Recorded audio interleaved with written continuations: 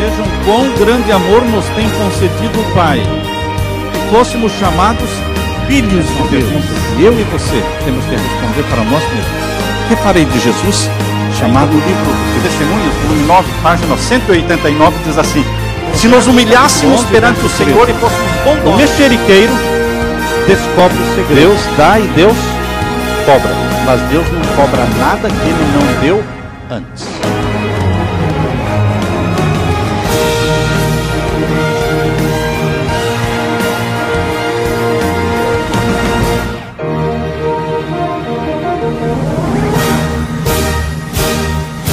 Pai querido que estás nos céus, na Tua presença estamos como Teus filhos, humildemente estamos aqui para Te adorar. Invocamos a Tua presença, que o Espírito Santo venha abençoar a cada adorador, a cada filho, a cada filha que veio em busca da Tua glória, da Tua presença, para se regozijarem na presença do Senhor. Aceita o nosso louvor e derrama sobre nós a luz celestial para entendermos a Tua palavra que será exposta através do estudo bíblico. Que o Espírito Santo esteja dirigindo a nossa mente no estudo da Bíblia, falando ao nosso coração. Por Jesus pedimos e agradecemos. Amém.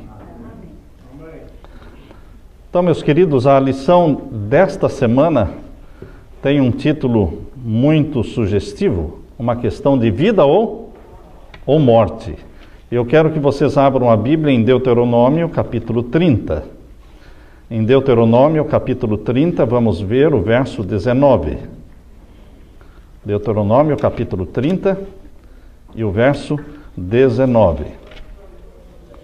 Aqui nós lemos: os céus e a terra tomo hoje por testemunhas contra vós, que te tenho proposto a vida e a morte, a bênção e a maldição. Escolhe, pois, a vida, para que vivas tu e a tua semente. Deus nos deu o dom da liberdade de escolha, o livre-arbítrio. Existe diante de você a vida e existe a morte. Não é Deus quem escolhe, é você quem escolhe. Eu escolho. Deus nos aconselha a escolher a vida, para que vivamos juntamente com a nossa família eternamente. Mas nós sabemos que existe a outra possibilidade. Já no céu, os anjos também tinham liberdade de escolha. Foi por causa da liberdade de escolha que Lúcifer, ele escolheu se rebelar contra Deus. Ele tinha essa possibilidade de escolher. Adão e Eva foram criados com o livre-arbítrio, com a possibilidade de escolher adorar a Deus e não fazê-lo obrigatoriamente como um robô, como uma máquina que não tinha outra opção, senão obedecer a Deus. Portanto, queridos, todos os seres humanos que nascem nesta terra, todos eles têm a liberdade de escolha. E existe a vida e existe a morte. Nós escolhemos que caminho seguir. E muitas das decisões que nós fazemos, que parecem tão insignificantes, decisões tão pequenas, são decisões que a longo prazo estarão influenciando na vida eterna ou na morte eterna de cada ser humano. Por isso, quando estivermos meditando nas mensagens e nos textos bíblicos desta semana, vamos realmente deixar que o Espírito Santo fale fundo ao nosso coração. Eu quero começar lendo com vocês Mateus capítulo 5. Mateus capítulo 5 e os versos 21 a 30. Esta é uma sugestão da leitura bíblica desta semana. Mateus capítulo 5 e os versos 21 a 30. Sobre a vida e a morte nas nossas decisões. Pecado é uma coisa séria e que exige uma decisão radical. Muitas vezes nós não queremos tomar decisões radicais, mas o pecado exige uma decisão radical para evitá-lo. E aqui diz em Mateus capítulo 5, versos 21 em diante: Veja como Jesus ele usa palavras fortes, usa palavras radicais, que exigem uma decisão firme, resoluta, de romper com o pecado, custe o que custar. Não importa o sacrifício que você tenha que fazer, vale a pena romper com o pecado. Por isso Jesus diz em Mateus 5, versos 21 em diante: ouvistes que foi dito aos antigos, não matarás, mas qualquer que matar será réu de juízo. Eu, porém, vos digo, luz adicional, luz acumulada, luz progressiva, está brilhando através das palavras de Jesus. Quando Jesus diz, eu, porém, vos digo, ele cita um texto do Antigo Testamento, e então ele diz, eu, porém, vos digo. Você prepare a sua mente, porque estará vindo da boca de Jesus luz adicional, luz progressiva. E nós temos que estar abertos para a luz progressiva de Deus. Essa revelação de luz progressiva da verdade, ela está constante na Bíblia. E nós muitas vezes temos a mente fechada. O que sabemos está bom, estou contente com o que eu sei, não quero aprender mais. Em outras palavras, não quero responsabilidade. Mas a luz é progressiva. Por isso Jesus disse, o mandamento diz, no verso 21, não matarás, e qualquer que matar será réu de juízo.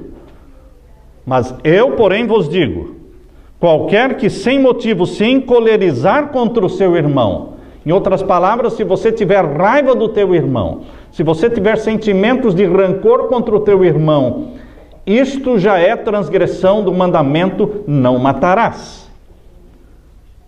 Já somos transgressores à vista de Deus. Portanto, se trouxeres, diz o verso 23, a tua oferta ao altar, e aí te lembrares de que o teu irmão tem alguma coisa contra ti, deixa ali antes, diante do altar, a tua oferta e vai reconciliar-te primeiro com o teu irmão. E depois vem e apresenta a tua oferta. Deus não aceita nenhuma adoração, nenhuma oferta, nenhum dízimo, nenhum tipo de adoração se o seu coração estiver maculado pelo rancor, pela contenda, pelo espírito de divisão.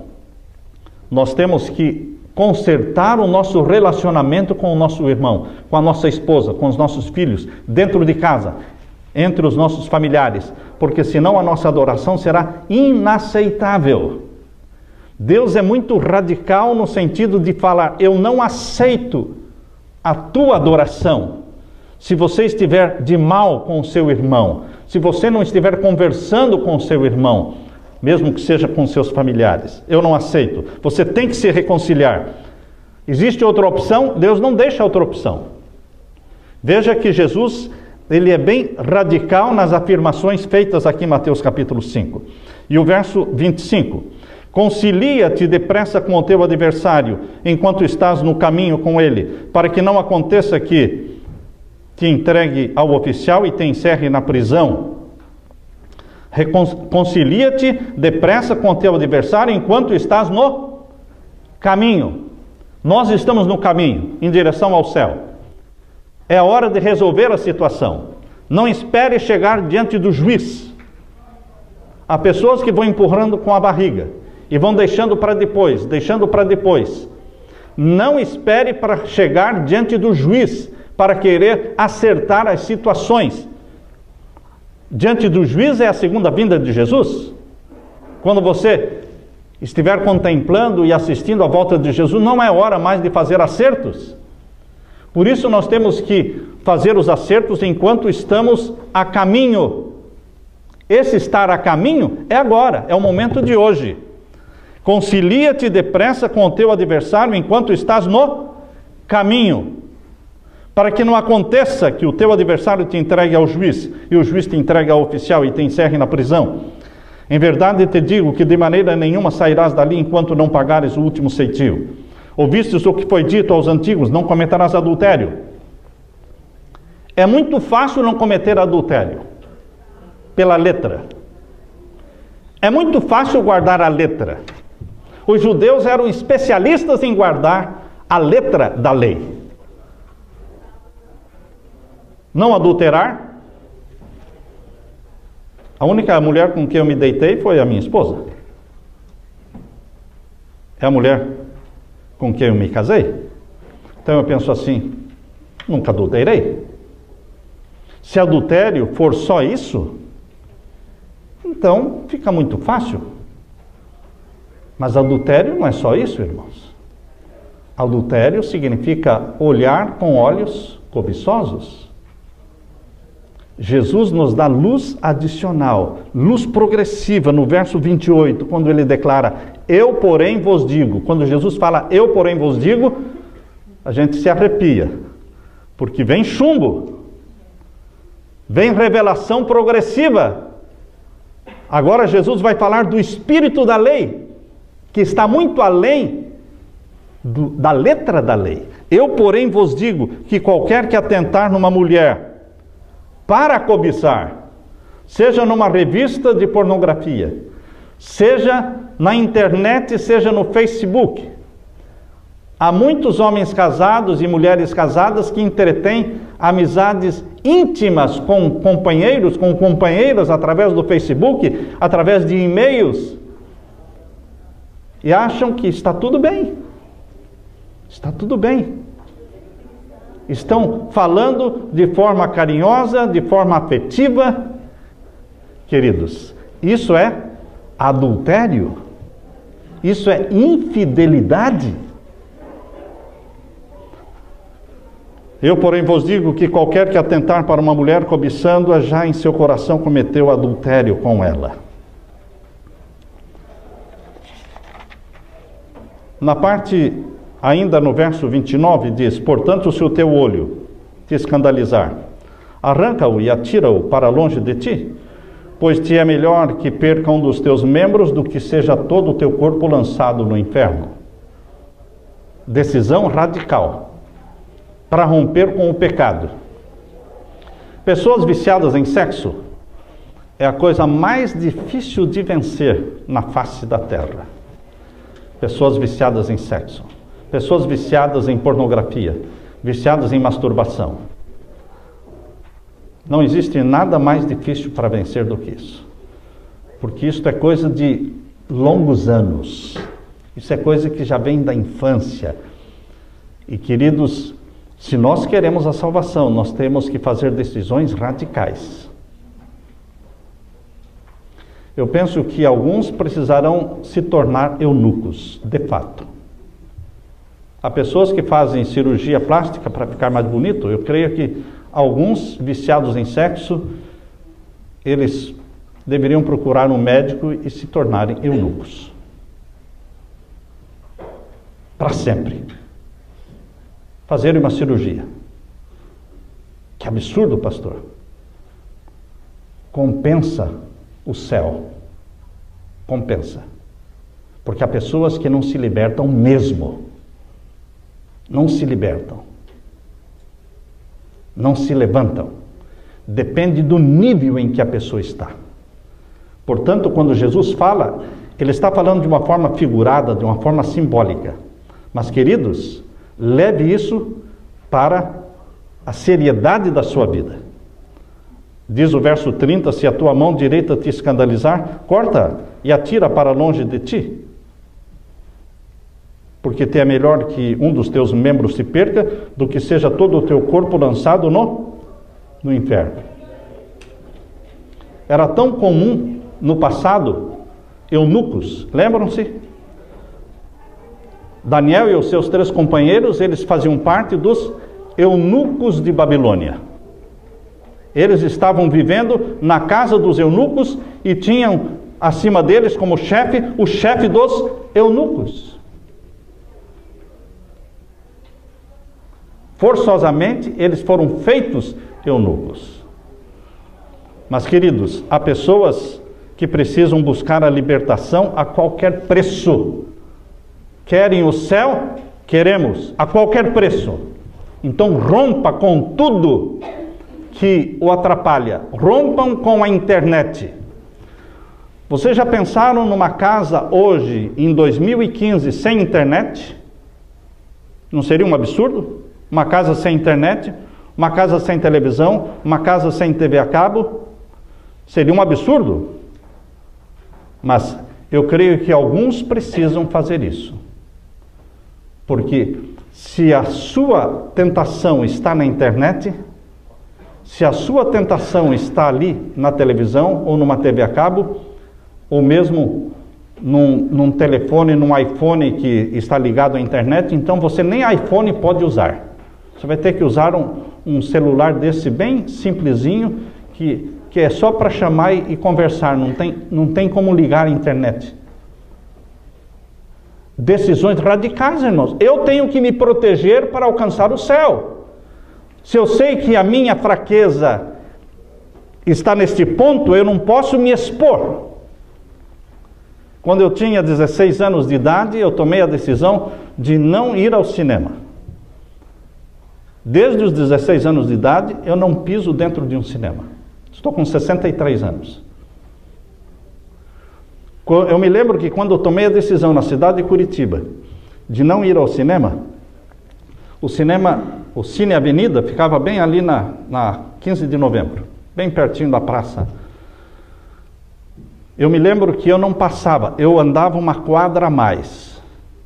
Eu andava uma quadra a mais para dar a volta e não passar em frente do cinema. Porque se eu passasse, eu ia olhar as propagandas, ia ficar ali e sentiria aquele forte desejo de entrar. Então, eu criei estratégias. Nós temos que criar estratégias. Pessoas viciadas em internet, elas não podem ter a internet, ou então ter a internet na sala, na frente de todo mundo, da esposa, dos filhos, não no quarto. Você vai criando estratégias de não ficar sozinho. Não ficar sozinho. Sempre estar acompanhado pela esposa ou pelo filho. Você cria estratégias. Não viajar sozinho. Não ficar sozinho num quarto de hotel. Você cria estratégias quando você quer vencer. Quando você está sendo sério. Quando você quer o céu. Você cria estratégias de romper com o pecado, custe o que custar.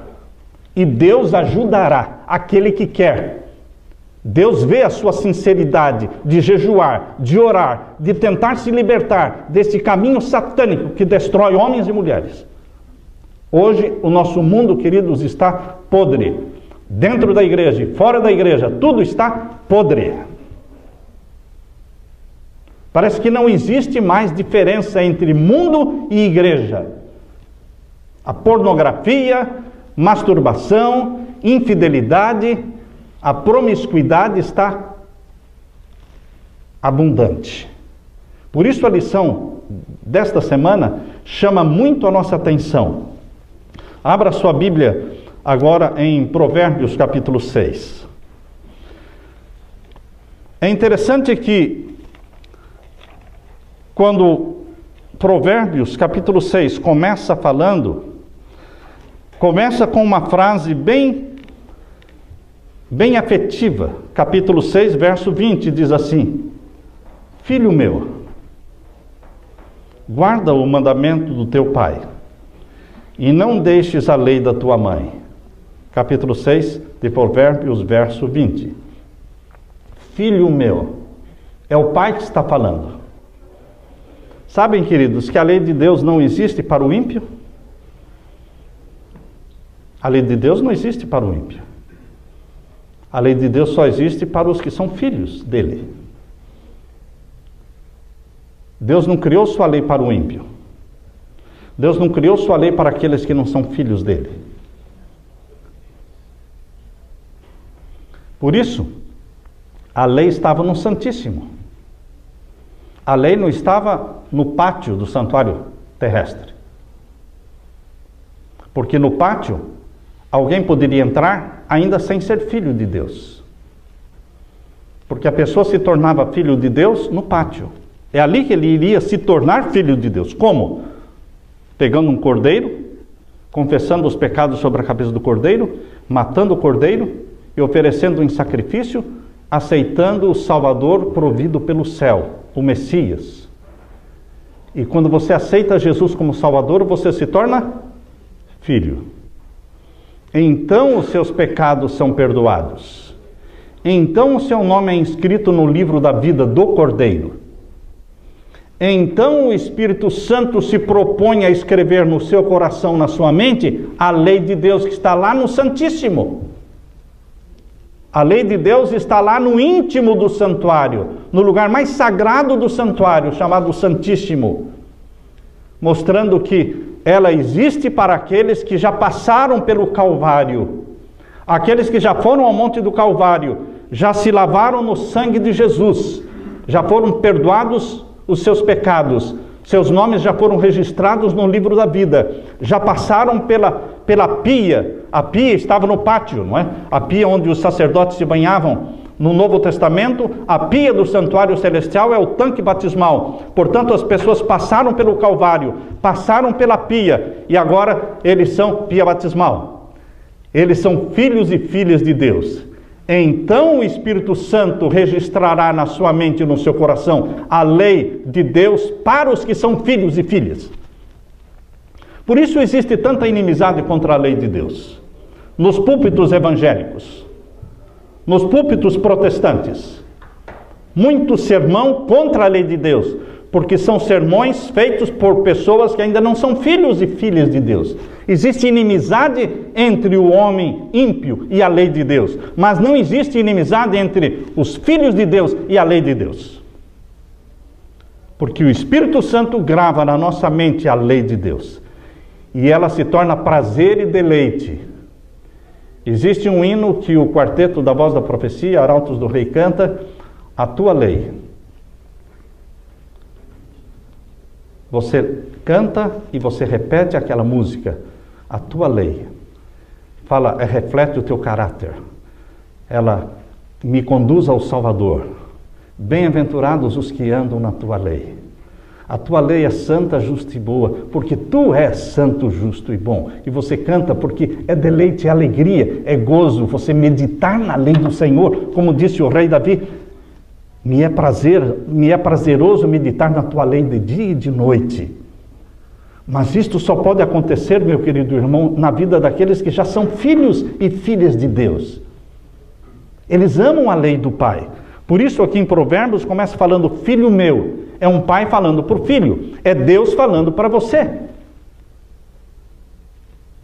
E o verso 21. Ata os meus mandamentos perpetuamente no teu coração. Os mandamentos saem das tábuas de pedra e vão ser registrados aonde? Nas tábuas do seu coração, na sua mente. O coração na Bíblia é sinônimo de mente. O Espírito Santo faz esse trabalho, gravar a lei de Deus na nossa mente. E o que mais? Pendura-os no teu pescoço. Por que pendurar no pescoço? Para ficar perto de você. É uma coisa íntima.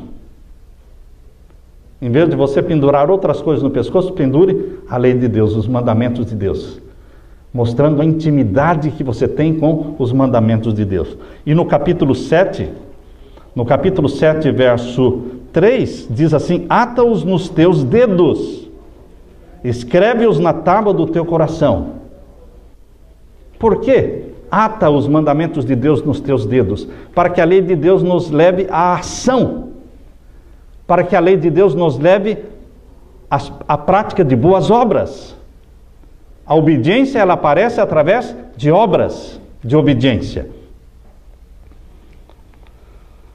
Quando caminhares, diz o capítulo 6, verso 22, isso te guiará. A lei de Deus nos guia. Quando te deitares, te guardará. A lei de Deus nos dá proteção. Quando acordares, falará contigo. Você fala da lei de Deus na sua oração, no seu louvor. Você pede que o Espírito Santo registre a lei no seu coração. Durante o dia, você repete os mandamentos do Senhor. Quando o pecado aparece na sua frente, Satanás lança pecados na sua frente ou diante dos seus olhos, eles se tornam ofensivos para você, repulsivos. Sabe o que é você olhar para o pecado e não sentir atração por ele? Esta é a obra que o Espírito Santo faz na sua vida. Porque os que não são filhos de Deus, eles correm para o pecado. Mas aqueles que são filhos de Deus, eles vão pegando ojeriza ao pecado. Eles têm repulsa ao pecado. Às vezes, andando por uma cidade grande, você passa de carro por alguns pontos, alguns bairros de prostituição, e você, à noite, você vê homens, mulheres e travestis e nas esquinas, vestidos daquela forma sedutora, e você passa por ali e você pensa, como pode? Como pode as pessoas... E você vê os carros parando, carros luxuosos, não são carros velhos, não, carros luxuosos, caríssimos, parando naquelas esquinas e os travestis entrando, as prostitutas entrando, e eu fico pensando, converso com a minha esposa às vezes, digo, como é que pode? Como é que a pessoa tem coragem de pegar um lixo desse? Um lixo que está nas esquinas. Como é que tem coragem? Porque eu tenho nojo. Eu tenho nojo. Mas há pessoas que não têm nojo. Eles sentem apetite por aquilo. O que é que faz com que você tenha nojo do pecado? Não é algo que vem de você, é algo que vem do Espírito Santo. Você sente repulsa. Isso acontece se você se torna filho de Deus e você costuma ter comunhão com o Pai. Entretém comunhão com o Pai. Você passa a ter nojo e repulsa do pecado. O pecado se torna ofensivo diante dos teus olhos. E você não quer aquilo. Para você e nem para a sua família. Verso 23 diz, capítulo 6 de Provérbios, porque o mandamento é uma lâmpada. O mandamento de Deus. Veja como Satanás criou um ódio contra a lei de Deus em todas as religiões. Ninguém quer saber da lei, mas a lei de Deus nos protege. A lei de Deus ilumina o nosso caminho, porque a lei de Deus é Deus na nossa vida, porque a lei reflete o caráter de Deus. Ter a lei de Deus em nossa vida é ter Deus na nossa vida, porque o mandamento é lâmpada, a lei é luz, e as repreensões da correção são o caminho da vida. E é a lei de Deus no nosso coração, registrada pelo Espírito Santo, que vai nos proteger contra a má mulher, diz aí o verso 24, para te guardarem da má mulher e das lisonjas da língua estranha. A boa mulher é presente de Deus. Uma mulher consagrada, que tem um coração segundo o coração de Deus, controlada pelo Espírito Santo, é um presente de Deus na sua vida. Bem-aventurado o homem que alcança esta benevolência do Senhor, de achar uma boa mulher. Mas a má mulher, ela é usada por Satanás, sedutora. Diz aqui, para te guardarem da má mulher e das lisonjas da língua estranha. Não aceite a lisonja, não aceite o elogio de lábios do sexo oposto. Pastor, o senhor está falando sério? Eu estou falando sério. Um homem que aceita elogios de uma outra mulher que não é a sua esposa, palavras de carinho, palavras de bajulação, ele está adulterando. Se vocês não leram, comprem aquele livrinho escrito por Ellen White. O título do livro é Testemunho sobre Sexo, Divórcio, Separação. Esse é mais ou menos esse título do livro. Sexo. Eu tirei dali um texto que eu quero ler para vocês, que eu salvei aqui no meu iPhone. Um texto. Vejam.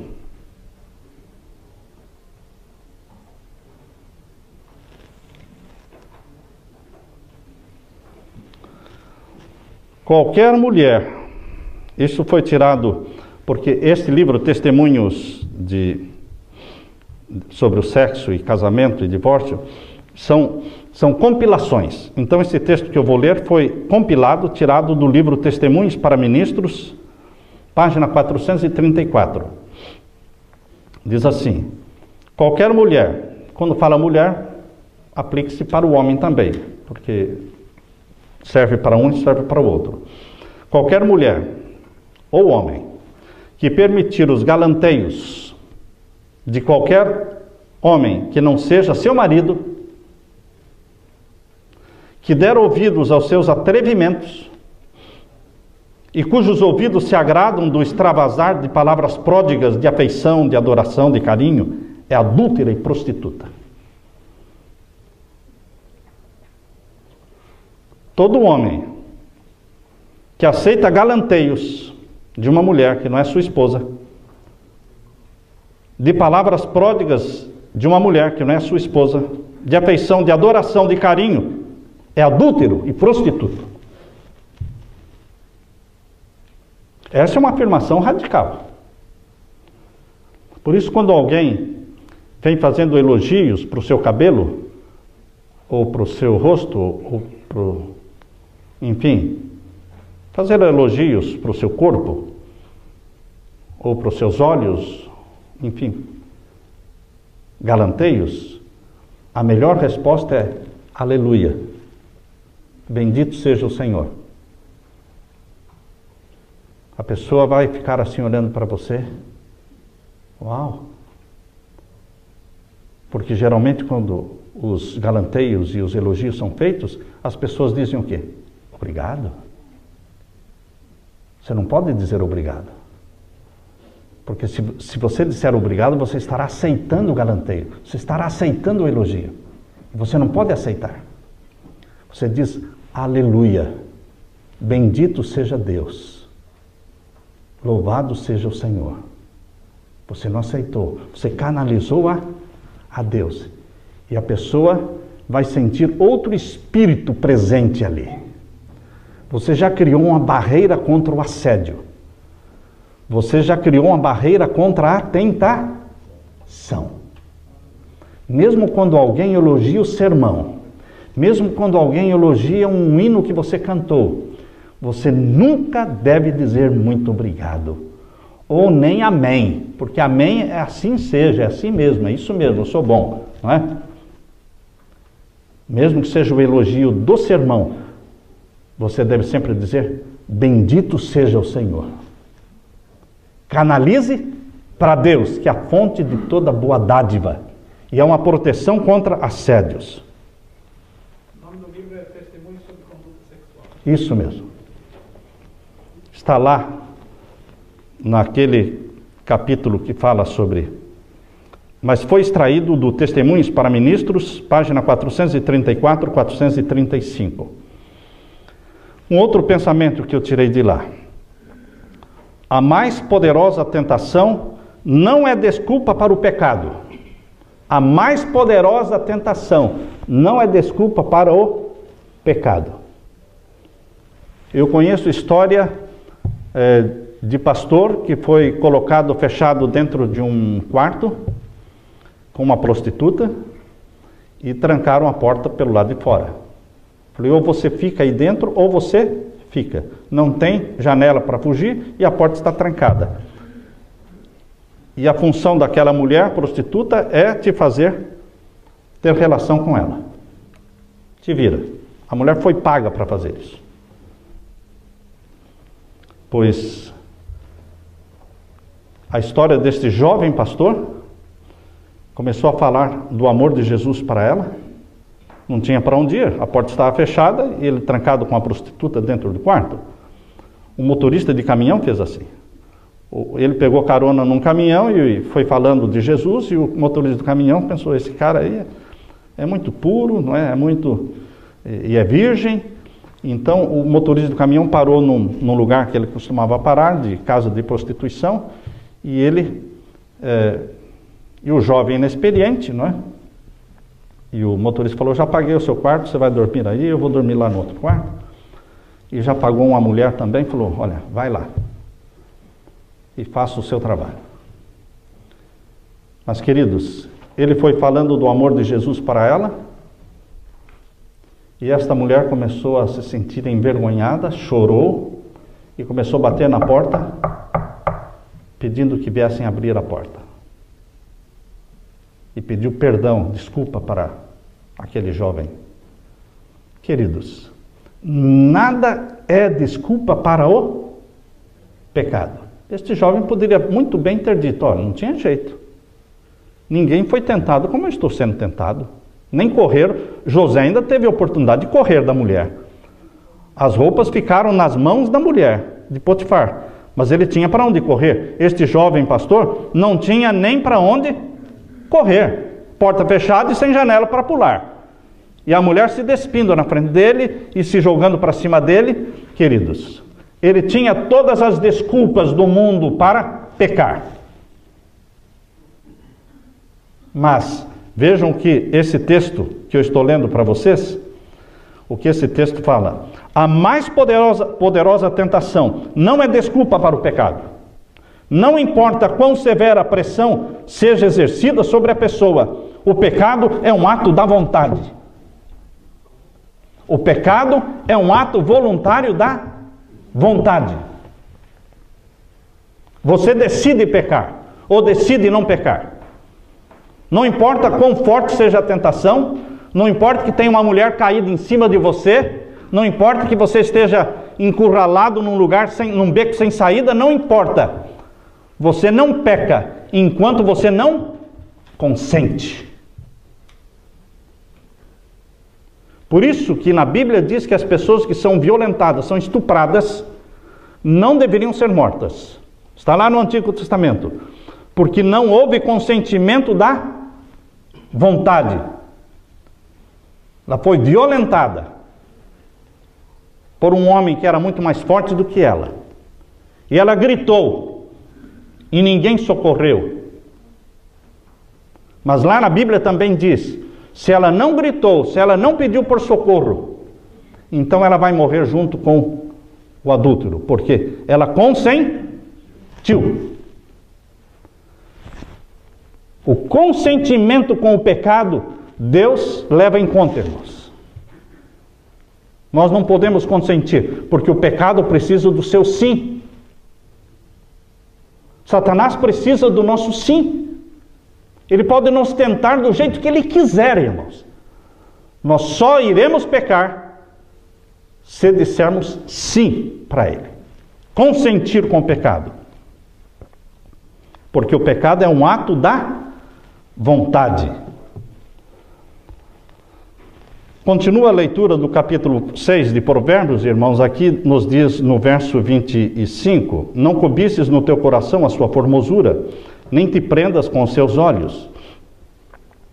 Não olhe nos olhos, porque quando você está sendo tentado, desvie os olhos dos olhos. Quando passar algum corpo muito bonito na sua frente, ou alguma perna descoberta, não olhe para os olhos, porque isso vai sumir da sua mente. Mas se você olha nos olhos da pessoa, aquilo não some da sua mente, vai ficar na sua mente. Através dos olhos você cria o quê? O contato. Por isso, queridos, nós devemos... muitas vezes você está andando atrás de uma pessoa e chamou a sua atenção, que a pessoa está andando na sua frente, você cruza, apressa os passos e não olhe para trás e não olhe no rosto. Isso vai se desvanecer da sua mente, vai se apagar da sua mente. Mas quando você olha no rosto, olha nos olhos, aquilo grava na sua mente. Você vai ter o que lembrar. Quando você não olha nos olhos, não olha no rosto, você não tem o que? Não tem o que lembrar. O que grava mais é olhar o rosto e os olhos. Porque, por causa de uma mulher prostituta, chega-se a pedir um bocado de pão, e a adúltera anda à caça de preciosa vida. Na pesquisa, a tese que eu fiz no doutorado da Andrews, a tese é sobre por que tantos pastores adulteram. Foi minha tese. Vocês sabem que o lugar de maior assédio e de maior tentação sexual não é o trabalho, não é a rua, é a igreja. Vocês já sabiam disso? Que a igreja é o lugar onde as pessoas são mais assediadas? Porque na igreja a pessoa se reúne 2, 3 vezes por semana. Então você já espera encontrar a pessoa na igreja. Na igreja a pessoa não vem vestida de qualquer jeito, porque se você encontrar uma pessoa na hora que ela se levanta da cama, você fala, uau, quem é essa? O que aconteceu aí? Passou uma tempestade por aí. Mas na igreja todo mundo aparece o quê? Perfumado, a melhor roupa, e muitas vezes roupas que não cobrem. Roupas que não cobrem. Vem aqui para frente, mostrando tudo. Cantando louvor a Deus. Não, para louvor a Deus não, irmão. Não estão cantando louvor a Deus. Mostra as pernas, mostra os ombros, mostra a parte dos seios. Por isso a igreja se torna... Como é que você vai fugir da igreja, irmãos? Eu conheci um marido que estava sendo tentado no trabalho, e ele foi sincero, porque há esposas que o marido não pode falar, mas aquela mulher, ela tinha maturidade, e ele disse, querido, eu estou sendo tentado no trabalho. Eu não quero perder a minha família. E eu tenho um ótimo salário. Mas eu quero que você concorde comigo, porque eu vou sair do trabalho e vou me mudar para uma outra cidade, procurar um outro trabalho, talvez eu vou ganhar a metade ou menos da metade do salário que eu ganho aqui. Então o nosso padrão de vida vai cair. Mas eu quero salvar a nossa família. Você concorda comigo? Ela disse, estou com você. Estou com você. Uma mulher madura, que entende que os homens são tentados. Mulheres que trabalham fora também são tentadas. E ele mudou, deixou o emprego e mudou de cidade para salvar o que? A família. Mas, queridos, e com relação à igreja? Se você está sendo tentado dentro da igreja, semana após semana, sábado após sábado, como é que você faz? Você vai chegar para sua esposa e vai falar, querida, nós temos que mudar de igreja, né? Porque eu estou sendo tentado. Porque o lugar de maior assédio está sendo o quê? A igreja. Porque por falta das 3 ênsias, ou pela presença das 3 ênsias, as roupas usadas na igreja, elas não passam pelo princípio bíblico. O pastor Fernando Iglesias fez o sermão sobre as 3 ênsias. E eu quero, antes de terminar, falar para vocês, porque tudo tem a ver aqui. As 3 ênsias: transparência, aderência e ausência. Tem roupas que falta pano, irmãos. A ausência de pano para cobrir.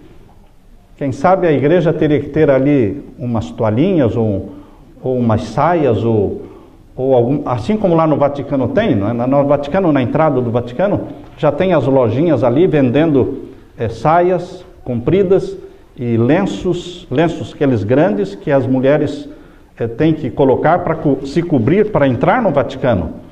E os homens que chegam de bermuda, eles vão ali e já compram uma calça comprida para entrar no Vaticano. Não conseguem entrar de bermuda, não conseguem entrar de saia curta, não conseguem entrar com essa parte descoberta. Quem sabe a igreja tem que ter ali, para cobrir as irmãs, para cobrir as pessoas que têm ausência de roupa, ou a transparência que enxerga tudo, ou a aderência que expõe todas as formas do corpo, roupas que mostram as linhas do corpo. Aparecem as roupas íntimas através das linhas, porque é muito aderente, é muito colada a roupa. Eu fico imaginando como é que a pessoa entrou ali dentro. E quando cruza a perna, e quando sobe aqui em cima, e está numa posição mais alta e você, membro, numa posição mais baixa. Então você enxerga de baixo para cima. Piora a situação, irmãos. E quando levanta as mãos, então, queridos, por isso a igreja tem se tornado um lugar de tentação. Tentação. Usando a religião, usando coisas religiosas para desvirtuar. Satanás é sábio em desvirtuar. Por isso, meus queridos, a lição desta semana tem tudo a ver com você e comigo. Porque Deus quer santidade. Santidade de vida. Santidade na adoração. Santidade no trabalho. Santidade dentro de casa. Santidade no computador. Santidade na internet. Você precisa buscar com choro e com lágrimas a santidade de Deus. Porque Deus disse, sede santos, porque eu sou santo. E eu só vou levar santos para o céu. Mas é eu que vou dar a minha santidade para você. Santidade não é uma coisa que vem de você. Vem de Deus, sempre virá de Deus. E ela é inesgotável. Você recebe a santidade de Deus todos os dias por décadas e décadas. Mas Ele tem mais ainda para te dar. Não existe limite. Mais santo, Senhor. Mais santo ainda. A vida toda. Ele quer imprimir em você o selo da sua santidade. Que Deus te abençoe, meu querido irmão, com esse santo desejo. Que a graça de Jesus esteja com você. Que o Espírito Santo seja derramado sobre você, sobre nós. Amém, irmãos? Amém. Amém.